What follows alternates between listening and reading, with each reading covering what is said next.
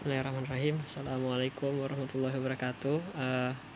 Nama saya Hafiz Nur Arifin, NIM 181410 179. Di sini saya akan menjawab soal-soal UTS pasar modal syariah. Yang pertama adalah jelaskan definisi pasar modal syariah dan ceritakan tonggak sejarah kelahiran pasar modal syariah di Indonesia. Pasar modal syariah adalah secara umum yang dimaksud dengan pasar modal syariah atau pasar modal Islam adalah seluruh aktivitas di pasar modal yang memenuhi prinsip-prinsip Islam. Berdasarkan definisi tersebut, terdapat dua faktor utama yang membentuk pasar modal syariah. Yang pertama adalah pasar modal dan yang kedua adalah prinsip Islam di pasar modal. Artinya, untuk memahami pasar modal syariah, maka mempelajari konsep pasar modal dan prinsip-prinsip Islam yang mendasarinya mendasarinya atau menjadi landasan adalah suatu keharusan. Tidak bisa dipilah antara keduanya. Nah, sekarang adalah tonggak sejarah dari lahirnya pasar modal syariah di Indonesia. Berawal dari tahun 1997, tonggak sejarah kelahiran pasar modal syariah diawali dengan penerbitan reksadana syariah pertama di Indonesia oleh Dana Reksa Investment Management atau DIM pada tahun 1997. Sementara itu, reksadana syariah pertama di dunia yaitu di Amanah Income Funds, yaitu diluncurkan pada tahun 1986. Nah, lalu pada tahun 1999, Majelis Ulama Indonesia mendirikan Dewan Syariah Nasional Majelis Ulama Indonesia atau DSN MUI pada tahun 1999, yang dimana lembaga ini adalah yang bertanggung jawab terhadap fatwa-fatwa terkait dengan ekonomi Islam di Indonesia. Selanjutnya pada tahun 2000 DIM bekerjasama dengan Bursa Efek Jakarta atau BEJ meluncurkan Jakarta Islamic Index. Nah, sebagai indeks saham syariah pertama di Indonesia pada tahun 2000. JII adalah indeks saham syariah yang terdiri dari 30 saham syariah yang paling liquid di Indonesia. Nah, pada tahun 2000, DSN MUI menerbitkan Fatwa nomor 20 tahun 2001 tentang pedoman pelaksanaan investasi untuk reksadana syariah. Fatwa ini menjadi fatwa pertama yang dikeluarkan DSN MUI terkait pasar modal Islam. Pada tahun 2002, PT Indosat menerbitkan obligasi syariah pertama di Indonesia dengan menggunakan akad mudharabah pada tahun 2002. Lalu pada tahun 2003, DSN MUI menerbitkan Fatwa nomor 40 tahun 2003 tentang pasar modal dan pedoman umum penerapan prinsip syariah di bidang pasar modal. Lalu pada tahun 2004, PT Matahari Putra Prima atau MPP menerbitkan obligasi syariah ijaroh pertama di Indonesia pada tahun 2004. Nah, lalu 2 tahun setelahnya pada tahun 2006, Bapepam LK mengeluarkan regulasi atau peraturan tentang pasar modal syariah pertama di Indonesia pada tahun 2006, yaitu terdiri dari peraturan nomor Romawi 9A 13 tentang penerbitan efek syariah. Lalu yang kedua peraturan nomor Romawi 9A nomor 14 tentang akad-akad yang digunakan dalam penerbitan efek syariah di pasar modal.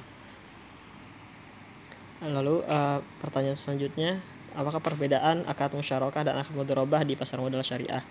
Nah, pada akad mudharabah, pihak penyetor dana tidak terlibat dalam pengelolaan perusahaan tersebut.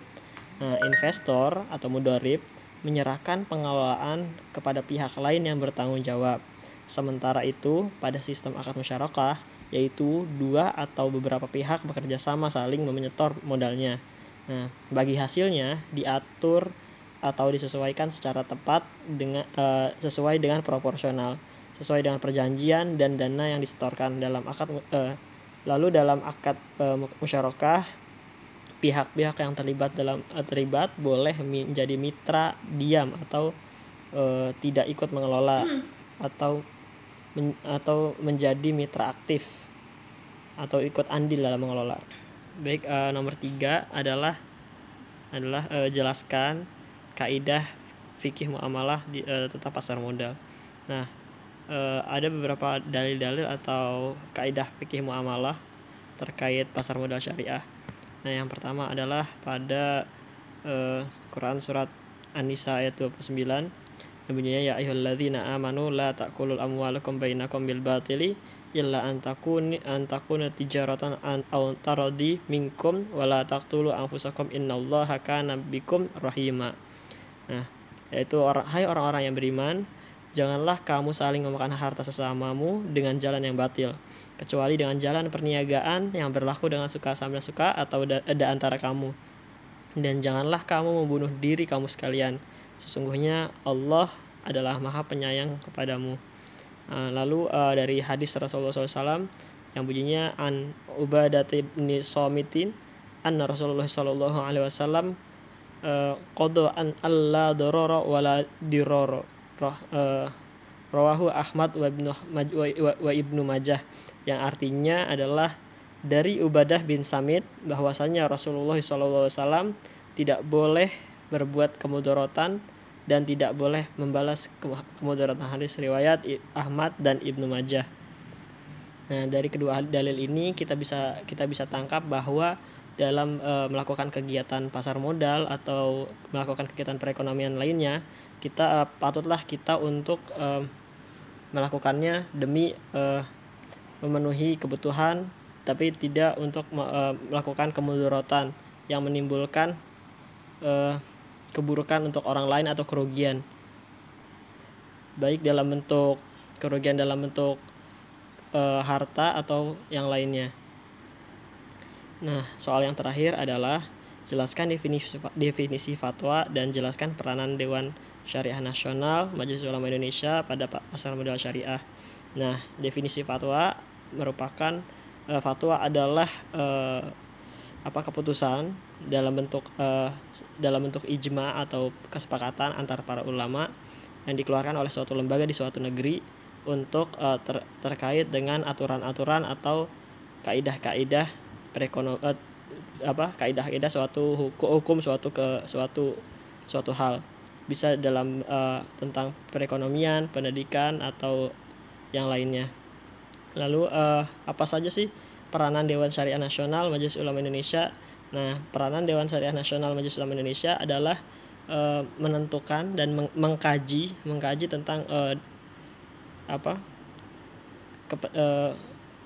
mengkaji tentang pengertian, mengkaji tentang suatu transaksi, suatu kegiatan ekonomi di Indonesia. Nah, sebermanfaat apa atau menimbulkan mudarat atau manfaat. Nah, jadi lalu mengeluarkan fatwa terkait dengan pasar modal khususnya atau kegiatan-kegiatan ekonomi yang lain. Nah, jadi itu adalah salah satu peranan Dewan Syariah Nasional Majelis Ulama Indonesia di pasar modal syariah. Mungkin cukup sekian. Assalamualaikum warahmatullahi wabarakatuh.